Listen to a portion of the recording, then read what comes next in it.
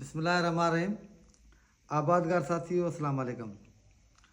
दोस्तों, जेका पोजीशन आहे तव्हां ॾिसो पिया ऑल ओवर सिंध या पूरे पाकिस्तान में त यूरिया भाण जी शदीद खोट थी वई आहे ऐं कणकुनि खे यूरिया भाण जी किथे हिकिड़ी बुकी जी ज़रूरत आहे, किथे ॿिनि बुकियुनि जी ज़रूरत आहे।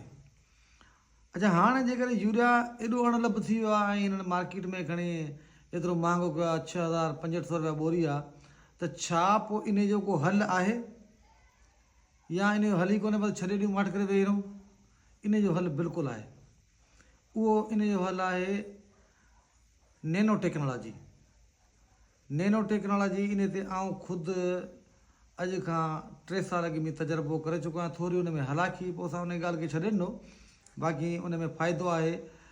जे तव्हांखे रुपयो फ़ाइदो न पियो त 12 आना पक फ़ाइदो पवंदो।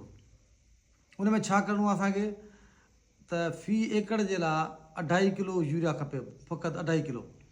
2.5 किलो DAP खपे ऐं उन सां गॾोगॾु 300 ग्राम असांखे खपे ज़िंक सल्फेट, जेको 33% वारो हूंदो आहे।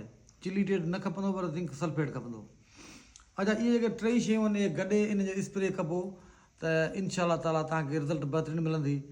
इन स्प्रे करण जा तरीक़ेकार इहे हूंदा आहिनि त तव्हां हिकिड़ो 15 खां 18 ॾींहंनि जी कणिक आहे तॾहिं कयो, वरी 30 ॾींहंनि जे या 32 ॾींहंनि में माना फ़सुलु थिए कयो, वरी 45 ॾींहंनि ते कयो, वरी 60 ॾींहंनि ते, आख़िरी जेको स्प्रे आहे त 75-80 ॾींहंनि ते करे छॾिणो आहे। अच्छा, हाणे इहो आहे त DAP ॻरंदो कोन्हे को।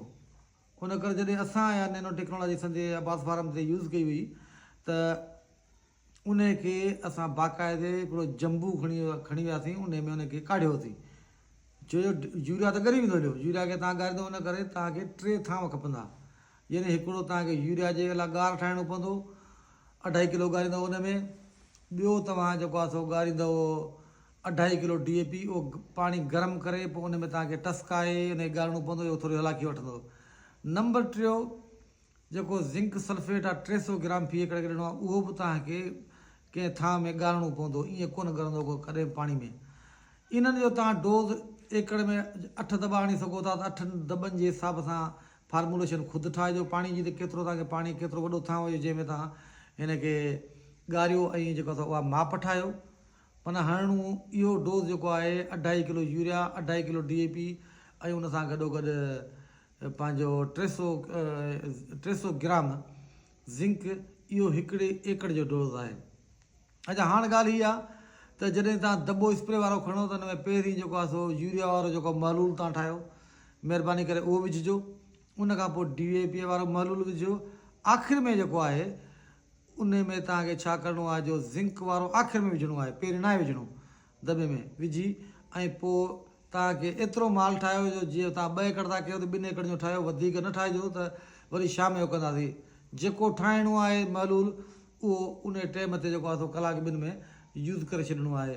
ऐं इनशा ताला इहो जिन बि दोस्तनि वटि कणिक में भाण जी शार्टेज आहे या नथो मिले या मसइलो आहे, त पोइ इन फार्मूले खे अप्लाई कनि। इन खे ॿियनि लफ़्ज़नि में चइबो आहे नैनो टेक्नोलॉजी, ऐं दुनिया में इन ते वॾो कमु कयो वञे पियो। ऐं हीउ जेको फार्मूलो आहे इहो मुंहिंजो संदो कोन्हे, पर हीउ लुधियाना यूनिवर्सिटी इंडिया वारनि जेको मूं ॾे मोकिलियो हुयो, उते जे प्रोफेसरनि, पोइ इहो असां अप्लाई कयो पंहिंजे ॿनी ते। पोइ इन हलाखी जे करे, इन ॻारण जे करे पोइ असां हिनखे छॾे ॾिनो। बाक़ी मूं इहो 8 एकड़ ते इस्तेमालु कयो ऐं उनजी बहितरीनु रिज़ल्ट आई। उन वक़्तु बि इहे पंहिंजो मूं वटि जेका कणिक लॻल हुई उन में रती जाम अची, उन जे बावजूदि बि 38 एकड़ जेका लथी हुई कणिक।